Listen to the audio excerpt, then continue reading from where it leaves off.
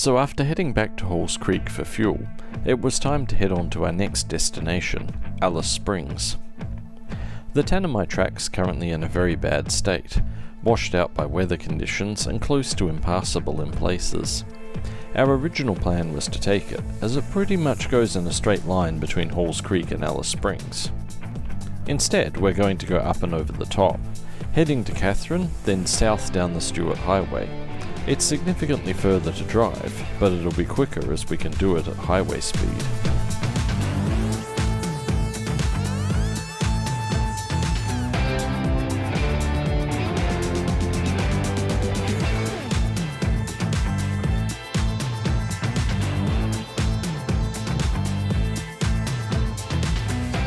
I know that roof rack's annoying to remove, but there's got to be an easier way than this. Approaching the NT border, we were on the lookout for a road sign that you don't see anywhere else. And there it is. So yeah, first time in the NT, unless flying over it counts, and so now we have checked off every Australian, every mainland plus Tasmania, Australian state and territory. So on this trip we have been through Victoria, SA, WA and now NT. Previously Queensland, yes, a lot of Queensland, New South Wales, ACT and Jervis Bay, don't forget Jervis Bay, and Tasmania.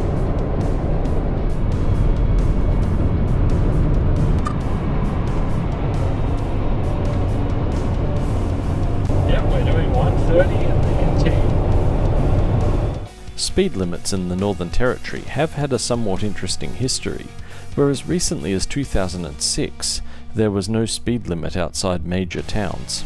The Territory recorded its highest annual road toll in 2008, the year after they introduced the 130 km/h speed limit.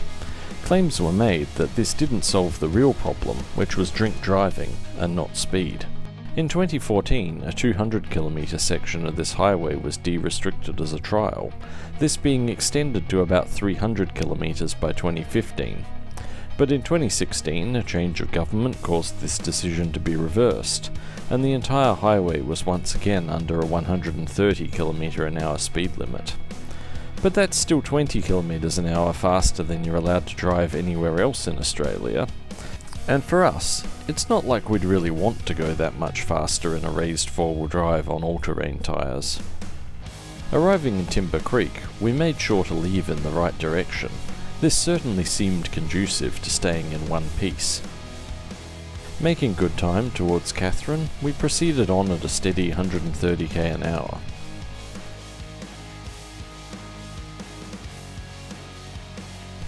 This section of the highway has some surprisingly amazing scenery. For a highway, that is. As soon as it started getting dark though, we slowed right down to 80. Every kangaroo in the Territory seemingly sits on the side of the road, ready to jump out. A few even gave it a go. You do not want to hit one of these at 130. Well, you don't want to hit one at 80 either, but that will be significantly less bad for you and your vehicle.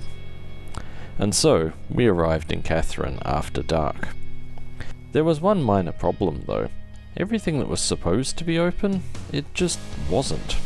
So dinner was assembled out of what we could buy from the local supermarket instead. The following morning we left the motel and continued our journey south down the Stuart Highway.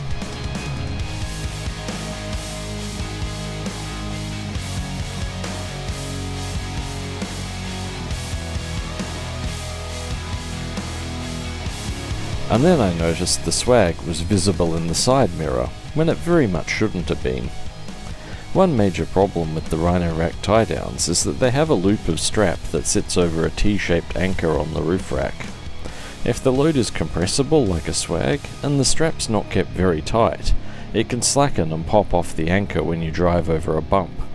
Fortunately, just the front one came off, so the swag remained on the roof. But this was quite a dangerous situation we're not quite pleased about. So we've swapped to the 40 metre antenna because both 30 metre loading coils have died. So now we're pushing out APRS on 40. But are we getting in? Who knows? We don't have mobile signal. We got you covered. This isn't a satellite dish. What we do, you place your phone in the holder here, and then we should find, we disconnect from the not working Wi-Fi. There does seem to have been a slight flaw in the plan. It seems that while we are able to now connect to a phone tower, said phone tower doesn't seem to have any backhaul. Yes, thank you Google, but an offline copy of APRS.fi is not very useful. Having proven the law of demonstrations, we stopped in Elliott for lunch, notable for being pretty much exactly halfway between Darwin and Alice Springs. You have a bucket of lunch.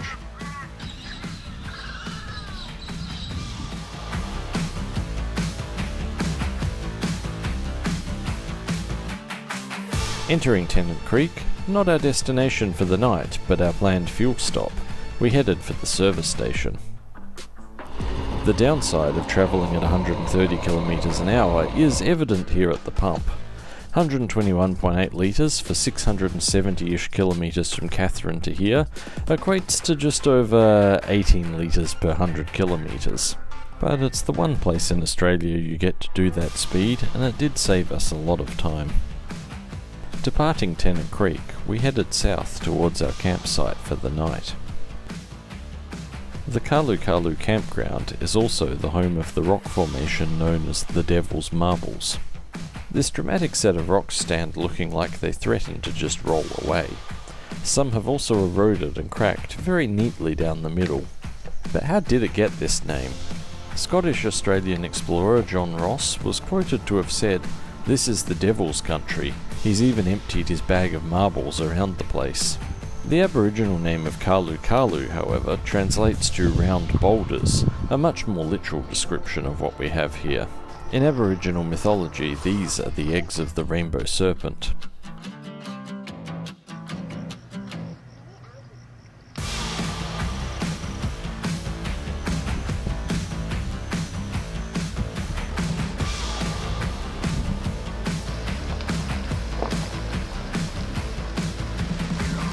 After dinner, we made some soldering repairs to both of our 30-metre antennas to fix where the loading coil wires had broken due to excessive flexing off-road. It'd be nicer if these were more robust, but at least they're easy to fix. We were set up in the tent area of the campground, and there's a few things you'd expect out of it. Firstly, that the ground would be soft enough to get tent pegs into. Secondly, that it would be flat, and thirdly, level. It's actually none of these. Fortunately, we had a swag, not a tent, so we just tied it to two large rocks so it didn't blow away.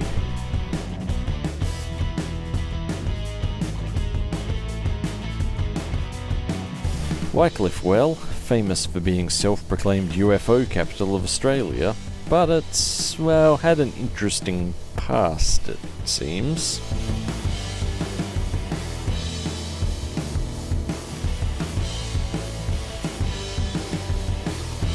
Next stop was Aileron, famous for its Hollywood-style sign and 12-metre-high statue, the Armangeri Man. And joining them here are the not-quite-so-large Armangeri woman and child. And you can overtake a road train at 130 kilometres an hour, legally. Certainly makes it much easier.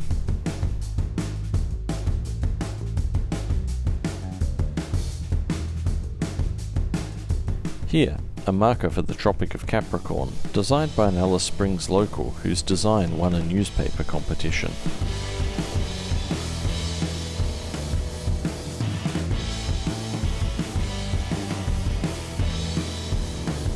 And this marker, marking the highest point on the route between Adelaide and Darwin.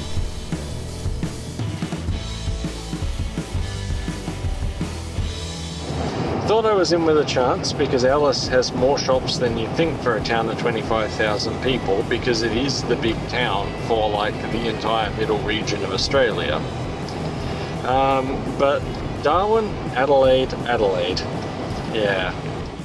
Plans to acquire additional file storage fell through, but hopefully I've got enough to film the rest of the trip.